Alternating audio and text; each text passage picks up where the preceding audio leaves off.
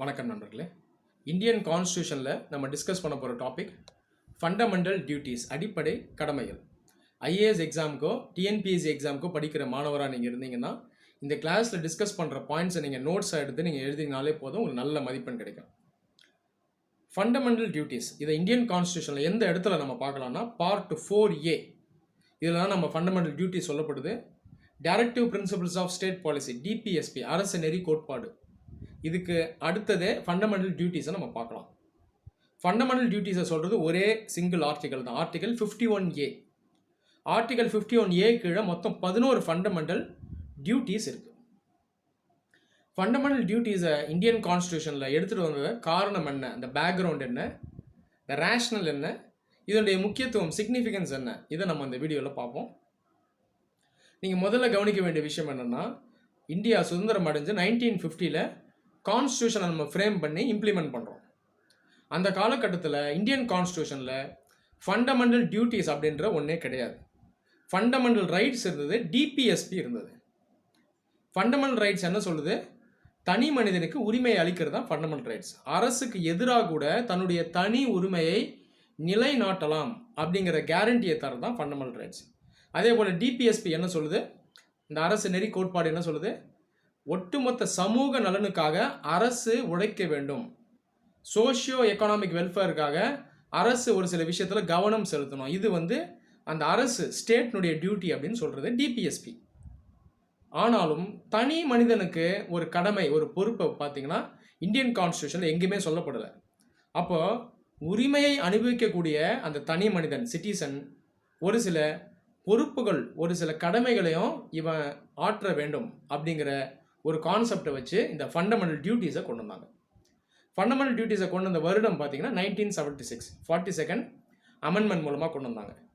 42nd அமெண்ட்மெண்ட்டை ஃபேமஸாக mini constitution சொல்லுவாங்க. காரணம் என்னென்னா, இந்த 42nd அமெண்ட்மெண்ட் நிறைய சீர்திருத்தங்களை கொண்டு வந்துச்சு இந்தியன் கான்ஸ்டியூஷன் மூலமாக.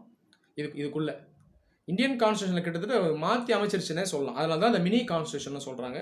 இந்த 42nd அமெண்ட்மெண்ட் தான் ஃபண்டமெண்டல் டியூட்டிஸையும் உள்ளே எடுத்துகிட்டு வந்துச்சு. அந்த காலகட்டத்தில் மெயினாக அந்த டெவலப்டு கண்ட்ரிஸ், கேபிட்டலிஸ்ட் வெஸ்டர்ன் கண்ட்ரிஸ்லாம் பார்த்தீங்கன்னா எந்த ஒரு பெரிய நாட்டிலையும் இந்த ஃபண்டமெண்டல் டியூட்டிஸ் சொல்லப்படலை. ஜப்பானில் பார்த்தீங்கன்னா இந்த ஃபண்டமெண்டல் டியூட்டிஸ் சொல்லப்பட்டது. ஆனால் பெரும்பாலான நாடுகளில் ஃபண்டமெண்டல் டியூட்டிஸ்னு ஒன்றே கிடையாது. இது எந்த நாட்டில் இது நீங்கள் மெயினாக பார்க்கலாம்னா, சோவியட் யூனியனில் ஃபண்டமெண்டல் டியூட்டிஸை பார்த்தீங்கன்னா எக்ஸாஸ்டிவாக ஒரு லிஸ்ட்டு வச்சு அவங்க அந்த காலத்தில் வச்சுருந்தாங்க. உரிமைகளோடு சேர்த்து கடமைகளையும் அந்த சிட்டிசன்ஸ்க்கு எடுத்துகிட்டு வந்த ஒரு நாடு பார்த்திங்கன்னா சோவியட் யூனியன். மெயினாக சோவியட் யூனியனுடைய ஒரு மாடலில் இதில் இன்ஸ்பயர் ஆகி தான் இந்தியாவும் இந்த ஃபண்டமெண்டல் டியூட்டிஸை நம்ம இந்தியன் கான்ஸ்டியூஷனில் கொண்டு வந்தோம். இந்தியன் கான்ஸ்டியூஷனில் ஃபண்டமெண்டல் டியூட்டிஸை கொண்டு வந்ததுக்கு ஒரு சில அரசியல் காரணங்களும் இருக்குது. 1976 இந்தியா எமர்ஜென்சி பீரியடில் இருந்தது. இந்த காலகட்டத்தில் பார்த்திங்கன்னா அந்த எமர்ஜென்சியில் மக்கள் நிறைய பேர் அரசு சொன்னதை ஃபாலோ பண்ணலை. எமர்ஜென்சி அப்படிங்கிறது ஒரு அத்தாரிட்டேரியன் ஒரு டெசிஷனாக தான் இருந்தது. மக்கள் நிறைய பேருக்கு இதில் விருப்பம் இல்லை. நிறைய பேர் இந்த எமர்ஜென்சி எதிர்த்தாங்க. அரசு ஒரு சில விஷயத்தை செய்யக்கூடாதுன்னு சொன்னாலும் அவங்க அதை எதிர்த்தாங்க, மீறினாங்க. அப்போ அந்த நேரத்தில் இருந்த அரசு என்ன பண்ணுச்சுன்னா, மக்களுக்கு ஒரு பொறுப்பு வரணும், அப்போது ஃபண்டமெண்டல் டியூட்டிஸ்னு ஒரு லிஸ்ட்டு போட்டு கொடுத்தா தான் அவங்க ஃபாலோ பண்ணுவாங்க அப்படின்ற ஒரு கான்செப்டில் ஃபண்டமெண்டல் டியூட்டிஸை அவங்க கொண்டு வந்தாங்க. அப்போ இதில் அரசியல் அந்த பேக்ரவுண்டும் இருந்தது. ஏன்னா இந்திய மக்கள் நீங்கள் எடுத்துட்டிங்கன்னா ஒரு 95% கண்டிப்பாக அவங்களோட டியூட்டிஸை செய்கிறவங்க தான், யாரும் மீறவங்க கிடையாது. ஒரு 5% வேணால் ரஃபாக டியூட்டிஸை செய்யாமல் ஒரு பொறுப்பு இல்லாமல் இருக்கவங்க அப்படின்னு நம்ம சொல்லலாமே தவிர, ஜென்ரலாக பெரும்பாலான சிட்டிசன்ஸ் அவங்க டியூட்டி ஆட்டோமேட்டிக்காக செய்கிறவங்க தான். அப்போ இது இந்த ஃபண்டமெண்டல் டியூட்டிஸை எடுத்து வந்ததில் ஒரு அரசியல் பின்புலனும் இருக்குது. சரி, இப்போ இந்த ஃபண்டமெண்டல் டியூட்டிஸை நம்ம ப்ரீஃபாக பார்க்கலாம். இந்த லிஸ்ட்டு நான் உங்கள் டிஸ்கிரிப்ஷனில் தரேன், நீங்கள் பாருங்கள். ப்ரீஃபாக நான் சொல்கிறேன், அந்த எசன்ஸை நான் சொல்கிறேன். மொத்தம் 11 ஃபண்டமெண்டல் டியூட்டிஸ் இருக்குது. முதல் டியூட்டி என்ன சொல்லுதுன்னா, நம்மளுடைய அரசியலமைப்பை நம்ம மதிக்கணும். We should respect the constitution and its ideals அப்படின்னு சொல்லுது. அடுத்த ஃபண்டமெண்டல் டியூட்டி என்ன சொல்லுதுன்னா, நம்மளுடைய ஃப்ரீடம் ஸ்ட்ரகிள், நம்மளுடைய சுதந்திர போராட்டம், இந்த ஐடியல்ஸ் இதை நாம் மதிக்கணும் அப்படின்னு சொல்லுது. அதுக்கப்புறம் வரிசையாக நிறைய ஃபண்டமெண்டல் டியூட்டிஸ் வரும்.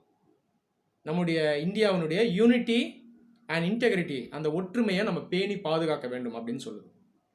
அதுக்கப்புறம் என்ன சொல்லுது, we should be ready to render national service when called for. அரசுக்கான அதாவது தேசிய பணிக்கு ஒரு தேவை வருது அப்படின்னு சொல்லி ஒரு சிட்டிசனை அரசு கூப்பிட்டா நம்ம போய் வேலை செய்யணும் அப்படின்னு வந்து சொல்லுது. உதாரணத்துக்கு நாளைக்கு ஒரு போர் வருது, உங்களையும் என்னையும் கூட போய் இந்த போரில் போய் சண்டை போடணும்னு சொன்னால் நீங்களும் நானும் ரெடியாக இருக்கணும். இதுதான் இந்த ஃபண்டமெண்டல் டியூட்டி சொல்லுது. அப்புறம் என்ன சொல்லுது, நம்ம எல்லாரும் ஒத்துமையாக இருக்கணும், அந்த பிரதர்ஹுட்டை மெயின்டைன் பண்ணணும்னு சொல்லுது. விமனை ரெஸ்பெக்ட் பண்ணணும். ஸோ பெண்களுக்கு எதிரான விஷயத்தை செய்யக்கூடாது, அவங்கள அவமதிக்கக்கூடாதுன்னு சொல்லுது. Indian culture, divorce Indian culture, பல்வேறு மொழி மதங்கள் இனத்தை சேர்ந்த மக்கள் வசிக்கிற இடம் இந்தியா. அந்த கல்ச்சரல் டைவர்சிட்டியை எல்லாரும் ரெஸ்பெக்ட் பண்ணணும், மதிக்கணும்னு சொல்லுது. அதே போல் என்வாயன்மெண்ட், வைல்ட் லைஃப், அதாவது சுற்றுச்சூழல், வனவிலங்குகள் இவங்களெல்லாம் பாதுகாக்கணும் அப்படின்னும் வந்து நம்ம ஃபண்டமெண்டல் டியூட்டிஸை சொல்லுது. இதே மாதிரி ஒரு லிஸ்ட் இருக்குது. சயின்டிஃபிக் டெம்பரை பற்றியும் சொல்லுது. சயின்ஸை நம்ம மதிக்கணும், சயின்டிஃபிக்காக நம்மளுடைய திங்கிங் இருக்கணும், சூப்பர்ஸ்டிஷியஸாக இருக்கக்கூடாது, அறிவியல் சார்ந்து நம்முடைய அந்த சிந்தனை இருக்கணும், இந்த சிந்தனையை நம்ம எல்லாருமே வளர்த்துக்கணும் அப்படின்னு சொல்லுது. 11th டியூட்டி பார்த்தீங்கன்னா 6லேருந்து 14 வயதுக்குரிய தன்னுடைய குழந்தைக்கு எல்லாரும் கல்வியை அளிக்கணும்னு சொல்கிறது. இதுதான் லேட்டஸ்ட்டாக ஆட் பண்ணது. 86th அமெண்ட்மெண்ட்டில் ஆட் பண்ணாங்க. அந்த காலகட்டத்தில் ரைட் டு எஜுகேஷன் ஆக்டை இந்தியாவில் அமல்படுத்தினாங்க. அதனால் இந்த புதுசாக இந்த ஃபண்டமெண்டல் டியூட்டிஸையும் ஆட் பண்ணாங்க. இதுக்கு முன்னாடி 10 ஃபண்டமெண்டல் டியூட்டிஸ் தான் இருந்துச்சு. கடைசியாக ஆட் பண்ணப்பட்ட அந்த கடைசி ஃபண்டமெண்டல் டியூட்டி இது. ஸோ இதுதான் இந்த லிஸ்ட் ஆஃப் ஃபண்டமெண்டல் டியூட்டிஸ். இதுக்கான டிஸ்கிரிப்ஷன் நான் உங்களுக்கு தரேன். இப்போ ஃபண்டமெண்டல் டியூட்டிஸ் பார்த்தீங்கன்னா இதில் ஒரு சில அம்சங்களை நம்ம கவனிக்கணும். ஃபண்டமெண்டல் ரைட்ஸ் இது வந்து ஜஸ்டிஷபிள் அப்படிங்கிறது ஒரு தனி மனிதனுக்கு ஃபண்டமெண்டல் ரைட்ஸ் அவருக்கு வந்து சேர்ந்தடையலை, இல்லை அவருடைய ஃபண்டமெண்டல் ரைட்ஸ் பாதிக்கப்பட்டிருக்குன்னா நீதிமன்றங்களை நாடி நீதிமன்றங்கள் மூலமாக ஃபண்டமெண்டல் ரைட்ஸ் அவர் நிலைநாட்டலாம். ஆனால் ஃபண்டமெண்டல் டியூட்டிஸ் நீங்கள் எடுத்துட்டிங்கன்னா நான் ஜஸ்டிஷபிள், இதை நீதிமன்றங்கள் மூலமாக போய் நீங்கள் இதை நிலைநாட்ட முடியாது.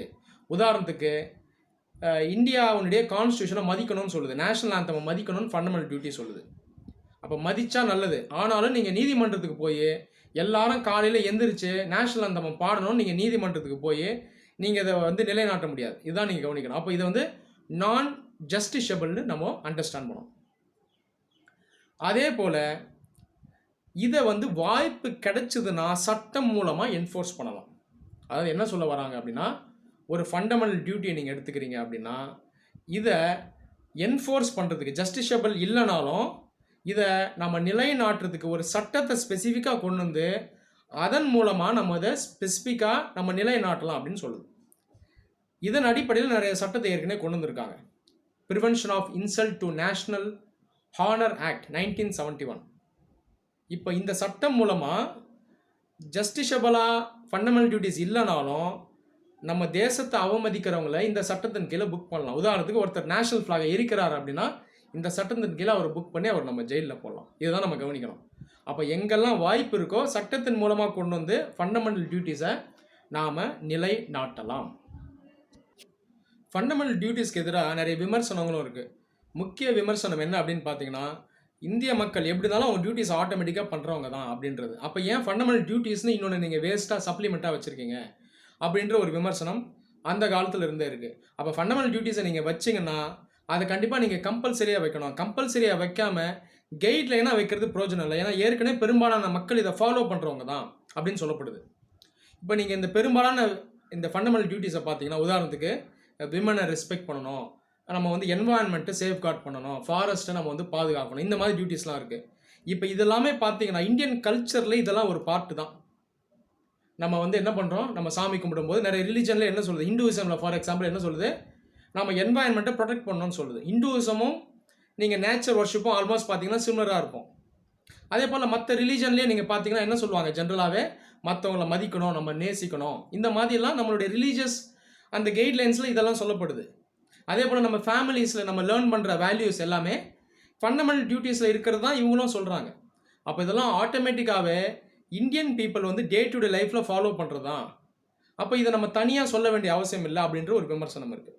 இன்னொரு விமர்சனம் என்னென்னா, ஃபண்டமெண்டல் டியூட்டிஸில் சொல்லப்படுற விஷயம் எல்லாமே ரொம்ப வேகாக இருக்குது அப்படின்னு சொல்கிறது. வேகாக இருக்குன்னா தெளிவாக இல்லை, ஸ்பெசிஃபிக்காக இல்லை அப்படின்னு சொல்லப்படுது. உதாரணத்துக்கு டெவலப் சயின்டிஃபிக் டெம்பர் அப்படின்னு எடுத்துட்டிங்கன்னா நம்ம சயின்டிஃபிக்காக யோசிக்கணும், மூட நம்பிக்கைகள்லாம் இருக்கக்கூடாது அப்படின்னு சொல்லுது. ஆனால் இது வேகாக இருக்குது இல்லையா, ரொம்ப ஸ்பெசிஃபிக்காக இல்லை. உதாரணத்துக்கு இந்திய மக்கள் நம்ம என்ன பண்ணுறோம், ஸ்மார்ட் ஃபோன் யூஸ் பண்ணுறோம். ஆனால் ஸ்மார்ட் ஃபோனுக்குள்ளே என்ன பண்ணுறோம், இதுக்குள்ளே நம்ம சில சூப்பர்ஸ்டிஷியஸ் பிலீஃபை நம்ம வந்து ஃபாலோ பண்ணுறோம். இப்போ உதாரணத்துக்கு இதில் நிறைய பேர் ஜோசியம் பார்ப்பாங்க. ஜோசியம் வந்து உண்மையாக போய் அது இரண்டாம் பட்சம். ஆனால் இதை நம்ம அறிவியலுக்கு அந்தளவுக்கு யூஸ் பண்ணுறோமான்னு பார்த்தீங்கன்னா நம்ம யூஸ் பண்ணுறது கிடையாது. இந்த மாதிரி நம்ம சிந்தனைகளை நம்ம வந்து எடுத்துகிட்டு போகணும். அதே போல் இப்போ ரெஸ்பெக்ட் விமன் அப்படின்னு சொல்லப்படுது. இதுவும் வேகாக இருக்குது. ஒரு பக்கம் விமனை ரெஸ்பெக்ட் பண்ண சொல்கிறோம், இன்னொரு பக்கம் பார்த்தீங்கன்னா ஃபீமேல் இன்ஃபான்டிசைடை நாமளே பண்ணுறோம். அப்போ ஃபண்டமெண்டல் டியூட்டிஸ் மறுபடியும் பார்த்தீங்கன்னா ரொம்ப வேகாக இருக்குது.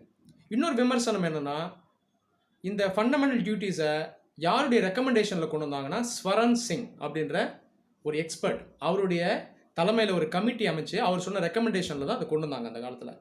ஸ்வரன் சிங் அவரே என்ன சொல்லியிருந்தார் அப்படின்னு பார்த்தீங்கன்னா, இந்த ரெக்கமெண்டேஷன்ஸை நம்ம கண்டிப்பாக ஸ்ட்ரிக்டாக என்ஃபோர்ஸ் பண்ணணும் அப்படின்னு சொல்லியிருந்தார். உதாரணத்துக்கு ஒரு சில ஸ்பெசிஃபிக்கான டியூட்டிஸை எல்லா மக்களும் ஃபாலோ பண்ணணும். அப்படி ஃபாலோ பண்ணலாம் அவங்களுக்கு தண்டனைகளும் அழிக்கணும் அப்படின்னு அவர் சொல்லியிருந்தார். உதாரணத்துக்கு கண்டிப்பாக எல்லாரும் வாக்களிக்கணும், இன்கம் டேக்ஸ் எல்லாரும் பே பண்ணணும். இந்த மாதிரி டியூட்டிஸை அவங்க செய்யலை அப்படின்னா தண்டனைகளும் அழிக்கலாம்னு அவரே சொல்லியிருந்தார். ஆனால் ஃபண்டமெண்டல் டியூட்டிஸை நம்ம கொண்டு வரும்போது இதை நம்ம கம்பல்சரி ஆக்கலை. அப்போ இதுவும் ஒரு விமர்சனமாக சொல்லப்படுது. சிம்பிளாக சொல்லப்போனால் இந்த ஃபண்டமெண்டல் டியூட்டிஸுங்கிறது ஜஸ்ட் ஒரு ஃபார்மாலிட்டியாக இந்தியன் கான்ஸ்டியூஷனில் இருக்குது. இது மேண்டேட்ரியாகவும் இல்லை, அவ்வளோ ஈஸியாக என்ஃபோர்ஸபிளாகவும் இல்லை. நம்ம இதை சட்டங்கள் மூலமாக தான் கொண்டு வந்து என்ஃபோர்ஸ் பண்ண வேண்டிய நிலைமை இருக்குது. அப்போ இது வந்து ஒரு தேவையில்லாத ஒரு விஷயமா இருக்குது அப்படிங்கிறதும் இது வந்து விமர்சனமாக இருக்குது. ஆனாலும் தொடர்ந்து பல சட்டங்கள் மூலமாக ஃபண்டமெண்டல் டியூட்டிஸை நம்ம என்ஃபோர்ஸ் பண்ணிகிட்டே தான் வரும். இதுக்கு நிறைய உதாரணம் சொல்லலாம். Indecent representation of women's act, wildlife protection act, இந்த மாதிரி நிறைய உதாரணங்களை நம்ம வந்து சொல்லிக்கிட்டே போகலாம். Protection of civil rights act, இந்த மாதிரி நம்ம நிறைய சொல்லிகிட்டே போகலாம். அப்போது ஃபண்டமெண்டல் டியூட்டிஸ் அப்படிங்கிறது ஒரு ஜஸ்டிஷபிளாக இல்லைனாலும், ஆட்டோமேட்டிக்காக என்ஃபோர்ஸபிளாக இல்லைனாலும், கம்பல்சரி மேண்டேட்ரியாக இல்லைனாலும், கண்டிப்பாக இன்றைக்கி தேதி வரைக்கும் இது ஒரு கைட்லைனாக நம்ம இந்தியன் கான்ஸ்டியூஷனில் இருக்குது. அதே போல் பல வழக்குகளை ஜுடிஷியரி இன்டர்பிரட் பண்ணும்போதும் ஃபண்டமெண்டல் டியூட்டிஸ் ஒரு கைட்லைனாக எடுத்து தான் அவங்க இன்டர்பிரட் பண்ணுறாங்க. எல்லாத்துக்கும் மேலே எப்பெல்லாம் வாய்ப்பு கிடைக்குதோ சட்டங்கள் மூலமாக ஃபண்டமெண்டல் டியூட்டிஸை நம்ம என்ஃபோர்ஸ் பண்ணிக்கிட்டு தான் இருக்கோம். இப்போ ஃபண்டமெண்டல் டியூட்டிஸை நம்ம ஒரு வீணான ஒரு பகுதி அப்படின்னு சொல்கிறது நியாயமாக இருக்காது. ஃபண்டமெண்டல் டியூட்டிஸ் இந்தியன் கான்ஸ்டியூஷனில் இதுவும் ஒரு மிக முக்கியமான ஒரு அம்சம். ஃபண்டமெண்டல் டியூட்டிஸை நம்ம ஒரு ரியாலிட்டி ஆக்கணும்னா இதுக்கு மக்களினுடைய ஒத்துழைப்பு மிகவும் தேவை. Ethics cannot be enforced by law அப்படின்னு வந்து சொல்லுவாங்க ஃபேமஸாக. அப்போ ஃபண்டமெண்டல் டியூட்டிஸை நம்ம ஸ்ட்ரிக்ட் ஆக்கலாம், மேண்டேட்ரி ஆக்கணும்னாலும் மக்களே இதை முன் வந்து செயல்படுத்தணும். இதுதான் நம்ம எல்லாருமே உணரணும். நன்றி.